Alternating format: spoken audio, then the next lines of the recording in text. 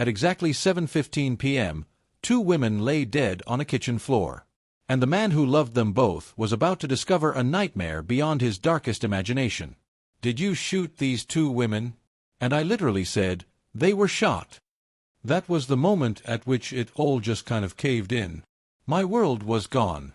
It felt like, suspended reality. It just wasn't real. Hi everyone, my name is Sophie, and today we're going to take a look at another horrible case with you. Mark Gerardot first spotted Jennair Cox in the summer of 1986 working behind the counter at a Taco Bell in Fort Wayne, Indiana. He was 18, she was 16, and something about her free-spirited nature drew him in like a moth to flame. But Mark was too shy to make a move, a decision that would haunt him for decades. 4 years later, their paths crossed again. This time, Mark found the courage to ask her out.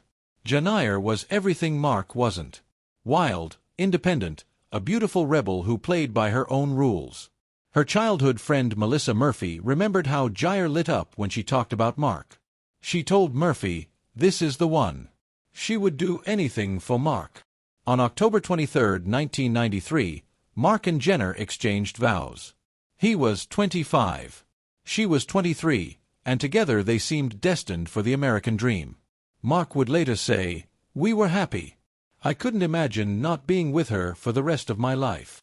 For the first decade, their marriage thrived. They built a successful marketing company together, Gerardot and Company, where they worked side by side creating campaigns and building their future. But even then, cracks were beginning to show. Mark admitted their arguments could be epic and that Jenna would always win because she was always going to have the last word. What Mark didn't realize was that Jennair's intense love would one day transform into something far more dangerous. In November 2011, the couple relocated to Greenville, South Carolina, where they had both found new jobs in marketing. For a while, it seemed like their marriage had found new life. Mark described it as somewhat of a renaissance for their relationship, frequently exploring the state's scenic mountains and beaches. Mark landed a position as creative director at Up and Up, a higher education marketing agency working with prestigious clients like the University of North Carolina, Clemson, and Oren. Jennair took a position at Seor Instrumentation, a manufacturing facility headquartered in Spartanburg. For 6 years, life in the South seemed perfect. They bought a beautiful home, took romantic trips, and appeared to be living their best life. Photos from this time show the couple holding hands on beaches, posing with their beloved dog, looking like they had it all figured out. But paradise never lasts forever. By 2017, their renewed life in South Carolina came to a standstill. Jenna had been let go from her job and was having difficulty finding a new one. She lost confidence in herself, and the rejection began eating away at her spirit. And then came the opportunity that would change everything. Mark saw an opening at the University of Delaware for a creative director position in their marketing department. The supervisor would be Meredith Chapman, a rising star in university communications who had an impressive background working on Capitol Hill and as a former television reporter. Mark accepted the offer and moved to Wilmington, Delaware in November 2017, while Jennair stayed behind in South Carolina temporarily to lease their home. For the first time in their marriage, they would be living apart. Mark spent his first 45 days living alone in Delaware. During that time, he got to know Chapman well. She was everything that had been missing from his life lately. Energetic, accomplished, and genuinely interested in his ideas and opinions. Chapman was 33 years old, a 2007 University of Delaware graduate who had revolutionized social media on campus and spearheaded major website overhauls. She taught cheerleading at Newark High School, served on the board of the Newark Senior Center, and had even run for Delaware State Senate in 2016. She was married to Luke Chapman, a New York City councilman, though their marriage was already heading toward divorce. One day, Chapman asked Mark out for a drink. It was easy to talk to her, and before they had gone home, he had told her about losing his parents and his brother. He also spoke about his marriage, even if it was, not necessarily in a negative way. What started as innocent workplace conversation was about to become something that would destroy 3 lives. Chapman confided that she was 9 years into an unhappy marriage. Mark found himself drawn to her in ways he hadn't felt in years. Here was someone who appreciated his work, who made him feel valued and heard. During an ABC 2020 interview, Mark admitted, "I became smitten by my new younger boss. It felt amazing to be around her. I was confused by the feelings I was having, to be honest, until it became a little bit more forward with the dinner that we had. It was more of a date. Mark told Chapman that whatever was about to happen couldn't because he cared for his wife. But he soon realized that he also couldn't give up on the feelings he was developing for Chapman. Before Jennair had even made it to Delaware, her husband and Chapman had already expressed their love for each other. Mark said it felt right to tell Chapman that he loved her and that it was a very powerful feeling. What Mark didn't know was that Jennair was already beginning to suspect something was wrong. When Jennair moved north in December 2017, Mark said she could sense he was distant, and it wasn't long before she confronted him about her suspicions that there could be another woman. Mark recalled that Jennair finally asked him, "What's up with you? You're acting different." She said specifically, "It's Meredith, isn't it?" At first, Mark denied everything. But Jennair's instincts were razor-sharp, and she began keeping tabs on him in ways that would later prove chilling. She would know things about Mark and Chapman for which he couldn't understand how. By February 2018, Jennair was posting on the neighborhood app Nextdoor seeking recommendations for divorce attorneys. She wrote, "I just transferred to Delaware in December for my husband's new job and he's telling me he wants a divorce." A month later in March, she was back on Nextdoor, describing her marriage as being on the brink of divorce and seeking recommendations for marriage counselors. But Jennair wasn't just seeking help. She was planning something far more sinister. On Valentine's Day 2018, as couples across America exchanged gifts and romantic gestures, Mark finally told his wife about his affair. It was supposed to be a day of love. Instead, it became the beginning of the end. Jennair made her own shocking confession. She had hired a company to gain access to his phone, allowing her to read his texts, see his photos, and review records of calls he had exchanged with Chapman. The betrayal was mutual. But Jennair's went far deeper than Mark could have imagined. Mark and Jennair agreed to attend marriage counseling, but on the day of their second session, Mark was putting on his jacket when he felt something bulging in the lining of his coat. Although he initially thought it was an anti-theft device within the lapel, he cut it open and discovered that it was actually a recording device and that with its light flashing, it was recording him at that very moment. Mark confronted Jennair, who told him. She wanted to understand the degree to which Meredith and I were in the relationship. She was determined there was a plan between Meredith and I, and she was trying to listen to what that plan was. The marriage was now officially over, but Jennair's surveillance was just beginning. What Mark discovered next would chill him to the bone. Jennair had opened a bank account and secret credit cards days after Mark admitted to the affair. She used these cards to purchase equipment for an elaborate surveillance operation that would make professional spies jealous. In credit card statements, Mark found transactions for a lock-picking kit he believes she used to break into his office, computer hacking software, DNA testing for his clothes, and a sophisticated GPS tracking system she personally installed on both his and Chapman's cars. She had planted multiple recording devices in his clothes, cycling them in and out. Mark found files containing hundreds of hours of audio that his wife had recorded, even transcribing the audio into notebooks, all 12 of them. Mark also found over 400 images of private conversations between him and Chapman on Snapchat. My best guess as to how she gained access to my phone was in the middle of the night. I was sleeping on the couch and she put my thumb on the reader, he said. But the most terrifying discovery was yet to come. Mark found a receipt showing Jennair had bought a gun close to 5 weeks before she would use it. He also found the box for the gun. The fact that there's a gun in the closet that I didn't know existed, it's unbelievable to think we were headed towards what I hoped would be a civil end, he said. The woman he had been married to for nearly 25 years was planning something unspeakable.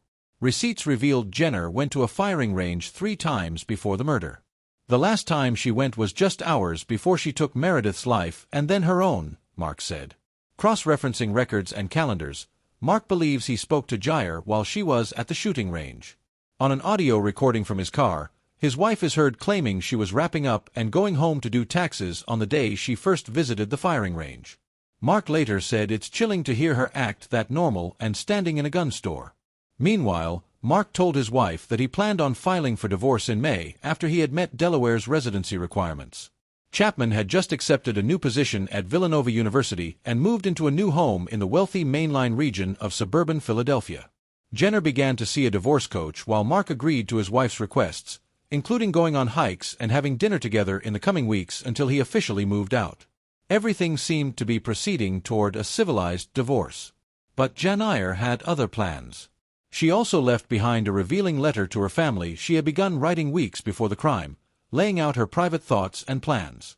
The 15-page letter revealed that Jennair had borderline personality disorder and detailed how she would have killed Mark too if he had walked in on the crime. The stage was set for a tragedy that would destroy two families forever. On the evening of April the 23rd, 2018, Mark was supposed to meet his wife for dinner so that they could discuss divorce arrangements. It seemed like a normal step toward ending their marriage amicably. But Jennair had other plans. In a series of text messages, Jennair told her husband that she would be late and then that she wouldn't be making it. She then sent more messages.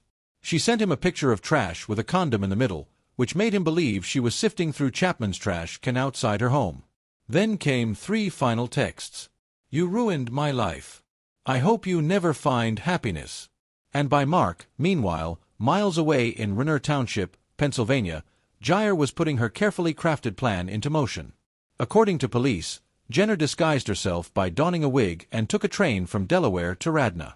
She had rented a black Cadillac XTS on April the 13th and had been in the area since at least 2:40 p.m. according to a receipt from a nearby gas station. She broke into Chapman's home, cleaning up the glass to disguise the break-in, and waited. Inside the rented Cadillac, police later found latex gloves, earplugs, binoculars, and ammunition. On Saturday, April the 21st, a neighbor had seen a woman with binoculars staring at Chapman's home, but ultimately did not alert police to the suspicious activity. As the sun began to set, Meredith Chapman was driving home from her new job at Villanova University, completely unaware that death was waiting for her. Nanny. Around 7:00 p.m., Chapman returned home and Jennair shot and killed her. Police said Jennair fired her weapon once at Chapman and then took her own life. Mark, meanwhile, was growing concerned when Chapman didn't respond to his texts. When his attempts to reach Chapman by text went unanswered, Mark rushed to her home, expecting to find a confrontation between his wife and Chapman. But when he arrived, he found Chapman face down on her kitchen floor with a pool of blood forming around her head. Nearby, he found his wife's body also laying on the floor. Mark screamed in obscenity and ran to Jennair's body. "I just said, baby, what have you done?" Tim Mulvey, one of Chapman's neighbors, was there when Mark arrived at the house. Mark told Mulvey to call 911. When police responded to the call of shots fired in the wealthy, quiet suburb known as the Main Line, Mark Gerardot was one of the first people they came upon. Police Chief Christopher Flanagan said Mark seemed to be hyperventilating and was placed into the back of an ambulance before being brought to the police station as the prime suspect in the crime. But after questioning him and finding the gun used in the deaths underneath Jennair's body, police determined that she had broken into Chapman's home before murdering Chapman and then killing herself. Police Superintendent William Collarullo said, "It's not a love triangle. You had a man who was married that was having an affair with this other woman. The wife knew about it, and this was a calculated, planned attack. She broke into the house. She was lying in wait, and she shot her as soon as she walked in, and then she shot herself. The nightmare was over, but the pain would last forever." In the days following the tragedy, the true scope of Jennair's planning became clear. Mark discovered that Jennair had bought lock-picking kits, surveillance equipment, DNA testing kits, and GPS tracking systems using credit cards he had no knowledge of. She had even notified the university about Mark and Meredith's relationship, leading to both of them being removed from their jobs. The community was devastated. Chapman's family released a statement calling her a beacon of light to anyone who was fortunate enough to meet her. She loved her family fiercely, was a compassionate friend, and among the most talented and innovative professionals in her field. Delaware Senator Dave Sokola, who had run against Chapman in 2016, said, "I've always respected my opponents, and Meredith was certainly no exception. She was sharp, hard-working, and motivated by a sincere desire to serve her community. She was bound for great things, and it's tragic for that light to go out so soon." Jacqueline Fabricator, a former student, said of Chapman, "She always encouraged her students to chase their dreams and made sure to help them along the way, even while she was out chasing her own. She was energetic, inspiring, and attentive." But what about Mark? How does someone recover from such unimaginable trauma? Mark left the Philadelphia region about a year after the shooting, unable to bear being in a place that held so many painful memories. He moved to Carlsbad, California, where he currently works as the founder and CEO of Intrepid Brand Consulting based in Los Angeles.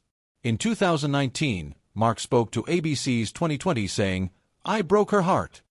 And more than anything, out of all of this, my regret comes back to breaking her heart and making her feel like she had no other choice. I wish I wouldn't have hurt her because I loved her. I still love her. I wish I could take it back." Mark has since published a book called Irreparable: 3 Lives, 2 Deaths, 1 Story That Has to Be Told. He believes that talking about what happened would help others who might be in similar situations. Now living in a sparsely decorated home near the ocean in California and taking daily walks on the beach, he hopes that telling his story, the full version as he calls it, will bring him peace. Mark said he has driven past Chapman's former home several times and that doing so has helped him come to terms with what happened so that he can let it go. But the questions remain: could this tragedy have been prevented? What warning signs were missed? The case of Mark and Jennair Gerardot serves as a chilling reminder of how quickly love can transform into something destructive and deadly.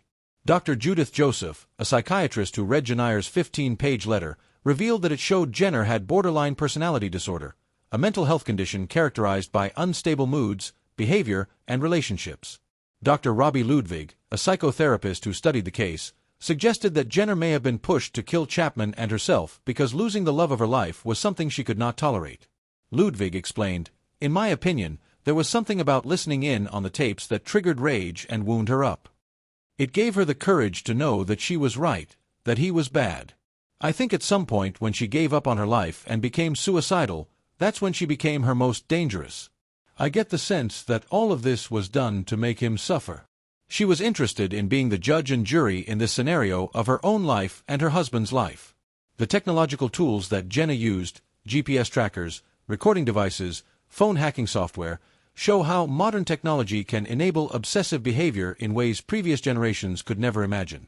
Her ability to monitor every aspect of Mark's life created a digital prison that ultimately became a death trap.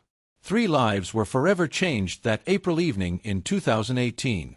2 brilliant women lost their futures, their dreams, their chance to make a difference in the world. Mark lost his wife of 25 years, and the woman he thought he'd found new love with. Families were shattered, careers were ended, and a community was left asking how something so horrific could happen to people who seemed to have everything going for them. The warning signs were there: the controlling behavior, the surveillance, the desperate pleas for marriage counseling. But like so many cases of domestic violence, those signs were either missed or minimized until it was too late. Justice was never served in this case because the perpetrator took her own life. There was no trial, no verdict, no sense of closure for the families involved. Instead, there are only the haunting questions of what might have been different and the painful reminder that sometimes the person who claims to love you the most can become the most dangerous person in your life. Today, Mark Gerardot continues to grapple with the guilt and trauma of that terrible night. He has learned to live with the knowledge that his choices contributed to a tragedy that destroyed multiple lives. His story serves as a cautionary tale about the devastating consequences of infidelity, the dangers of untreated mental illness, and the thin line between love and obsession.